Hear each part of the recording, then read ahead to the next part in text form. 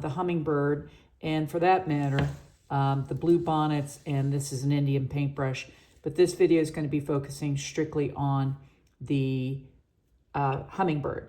Now, I am going to end up using fabric medium brushes. I'm just showing you the size, and then Inktense pencils. All of this information in written form can be found on my website, which I will have links below so that you can go look at that, find the paint by number instructions, and follow along with this video if you so choose. Without further ado, I'm just going to start coloring. I'll try only to talk when I'm explaining what it is I'm doing. Try to keep these videos as short and sweet as possible.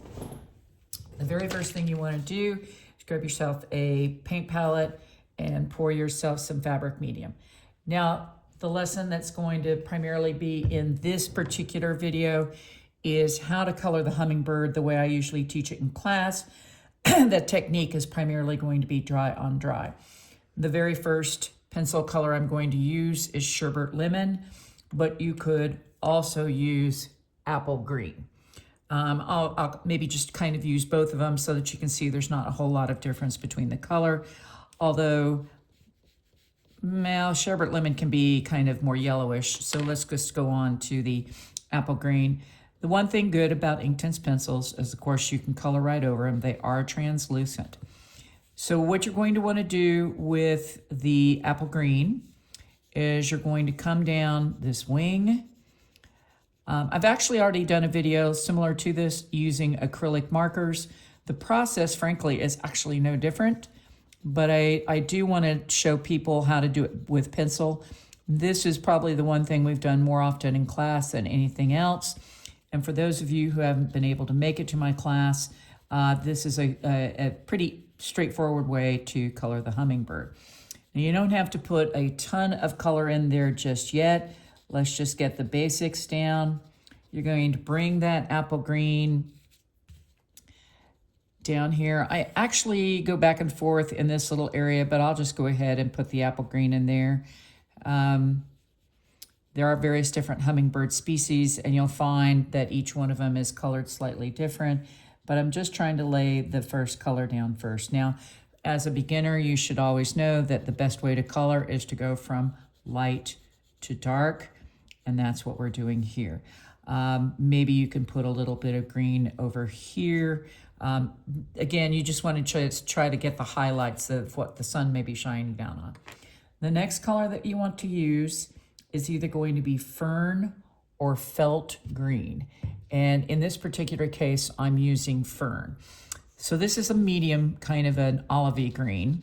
So what I like to do is color over where I just did with the apple green and overlap this color slightly.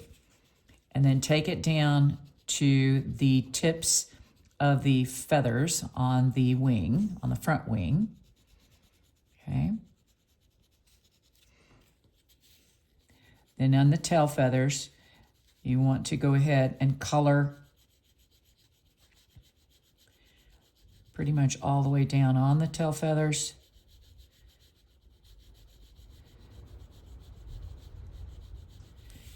I actually like to kind of put a little bit more here on his head. And this is where I kind of overlap where I did on the body. Just a little bit more of that green in there. Just for your information, I am working on a DTF, but it would be the exact same way if you have a stitched out version.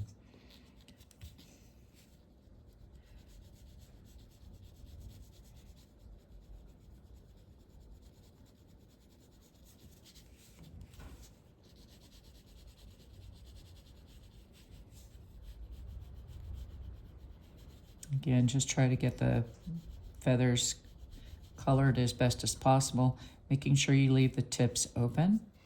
The next color I'm going to bring over is beach green.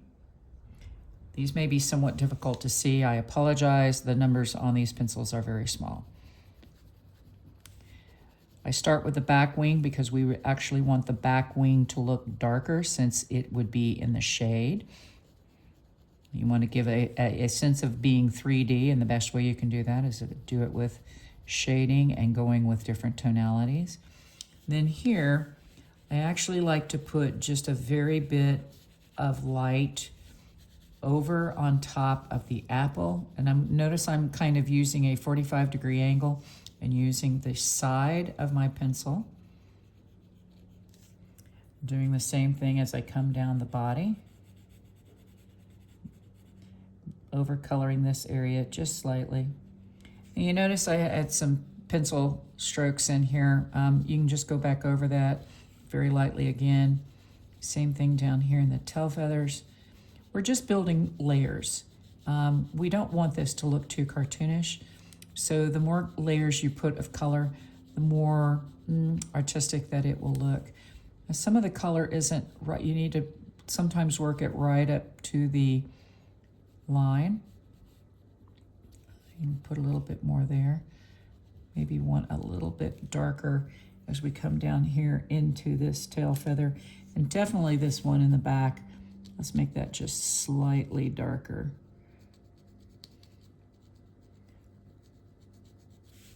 Maybe move my fingers so that you can see.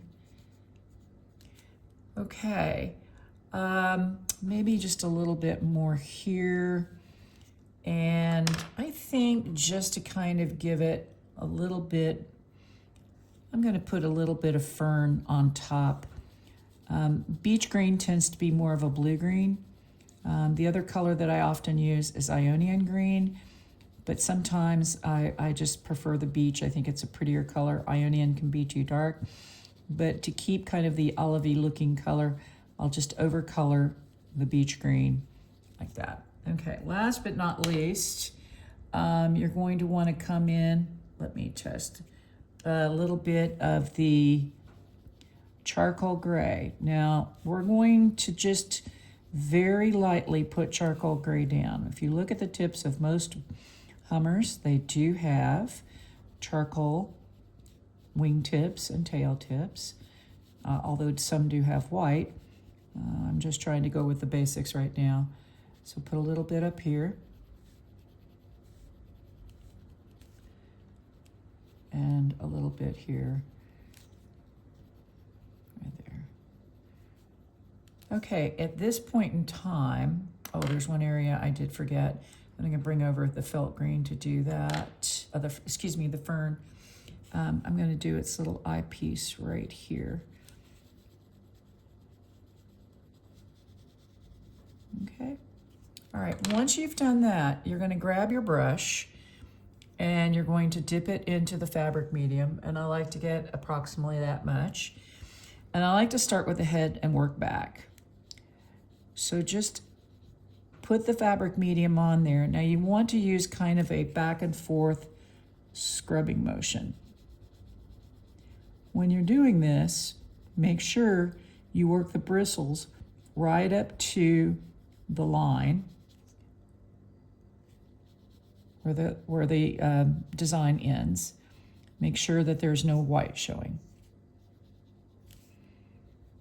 Now, what you do want to be careful is, I don't want you to get the green mixing with the charcoal just yet. Let's get the green coated first, and then we'll come back in and do the charcoal after that. So again, stop here before you get into the charcoal. Bring this down. Now, we'll talk about the belly last. I'm going to show you a little trick. So just kind of bring your fabric medium lightly over to that.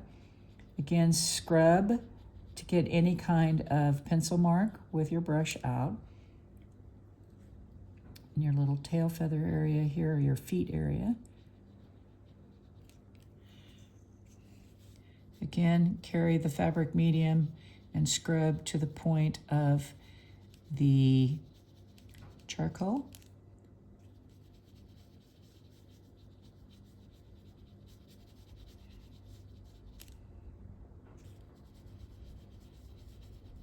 Okay. Now, once you've done this, oh, and get the back wing too, sorry about that. Again, taking it right up to the charcoal. I think that looks pretty good. And I think what I'd like to do now, while it's still wet, is I'm going to come in with the beach green, maybe darken up this area as it comes into underneath the wing, and maybe a little darker down here on the tail feathers. I like the tail feathers to look slightly darker than the wings, just a little bit. And then where you've come in and done that, my brush this is kind of a wonky brush. I've been using it quite a bit, so I'm actually going to switch. Sometimes when they get really super soft like that, you'll need to find something that's a little stiffer. By the way, all my brushes are gold Taklon. It's an acrylic type of brush. If it doesn't say gold Taklon, just make sure it says acrylic and that it isn't a watercolor brush. These scrub much better than watercolor. Watercolor are way too soft. That's looking great. Okay, last but not least, maybe a tiny bit more of the beach green right in here. I don't want to lose that light edge, but I want to put just a little bit more, maybe just a tiny bit down on the body. The whole key to coloring on fabric is layering. So don't feel like you have to get it right the initial layer that you put down, but as you work the fabric medium, you'll be able to decide where you need to add more color. Okay, well, now that that's done, well, maybe just one tiny little bit. Now there's a little trick. If you need to put a little bit of color in some place, but you don't want to use the pencil, take your brush with a little bit of fabric medium, rub it against the tip until there is color, and then you can come in and place that color very, very carefully as to where you need it. Lost a little bit of that yellow, but well, that's okay. It is what it is. If you cover up with a darker color, let me just say it's almost impossible to go back and get the original lightness without putting some white paint down. Inktense pencils are very, very intense in color, and they're translucent. So once you put a darker color on top of the lighter color, that's kind of just unfortunately be the way it is. But that's okay, this looks fine. Now, what you want to do to get the gray is, again, get your brush wet with fabric medium and work from the bottom up. So just ever so carefully. I was very good about not putting too much of the color down. I didn't want a very strong color, as you can see. Again, just dipping that brush lightly. Same thing with down here. Work it up into the green. Doesn't have to be super strong.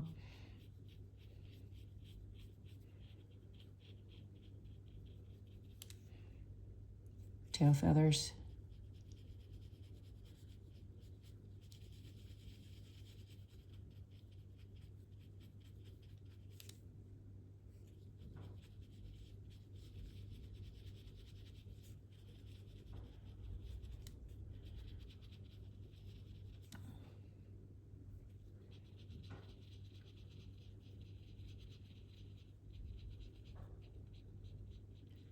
Okay, once again, I see some white spot, so I'm going to grab my, where'd it go? Here we go.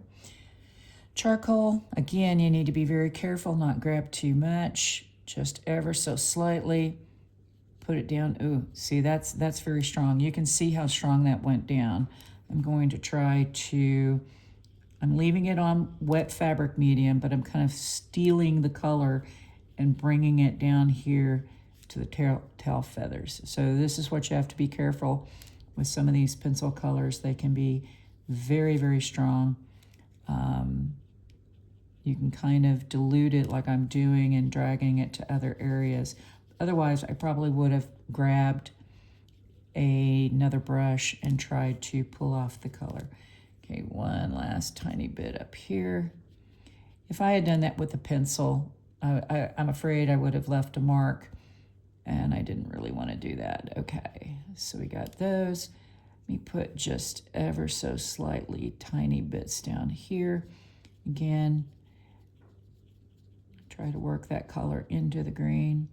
And again, make sure that the white, if there's a little bit of showing, just kind of scrub the line where the two meet.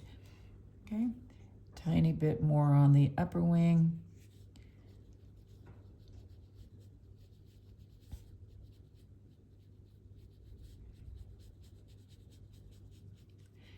And then drag the color carefully into the green without losing the green color. Okay, tiny bit maybe on this side on the tail feathers here.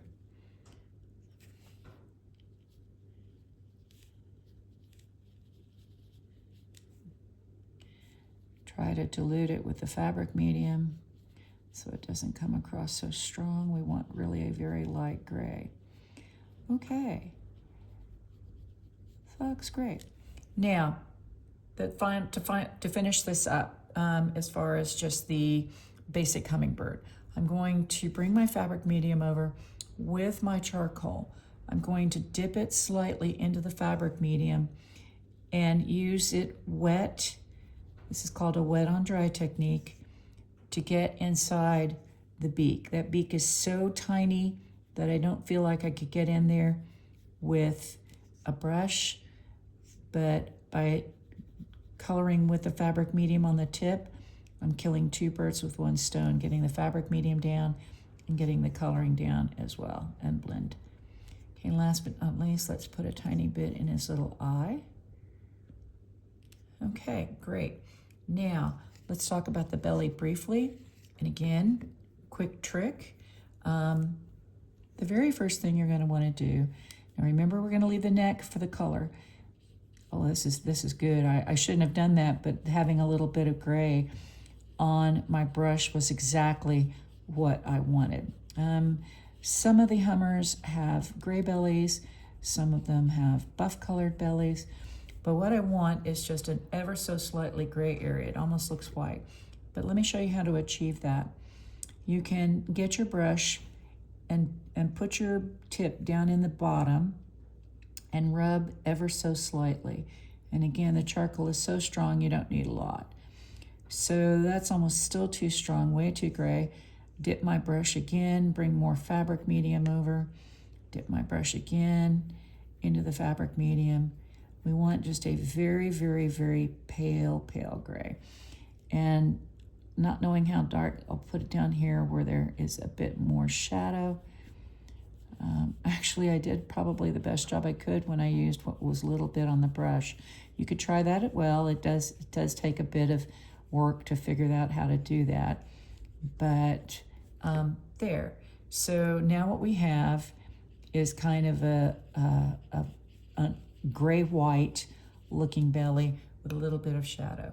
Okay, last but not least, let me wash my brush out here real quick. Always wash in between colors. That way it maintains the color that you need. Now we're going to do a ruby throat here.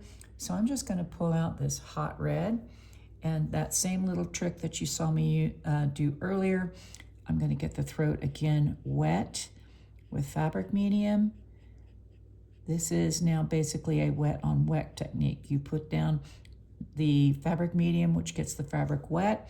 Then you're going to get your brush wet with fabric medium and get the pencil tip wet. So this is wet on wet. And you can come in here and really move that color around. Fade it as it goes into the other feathers. And there you go. So that's it. That's how to color hummingbird using Inktense pencils. If you have any questions or comments, please leave them below. And as always, thanks so much for watching.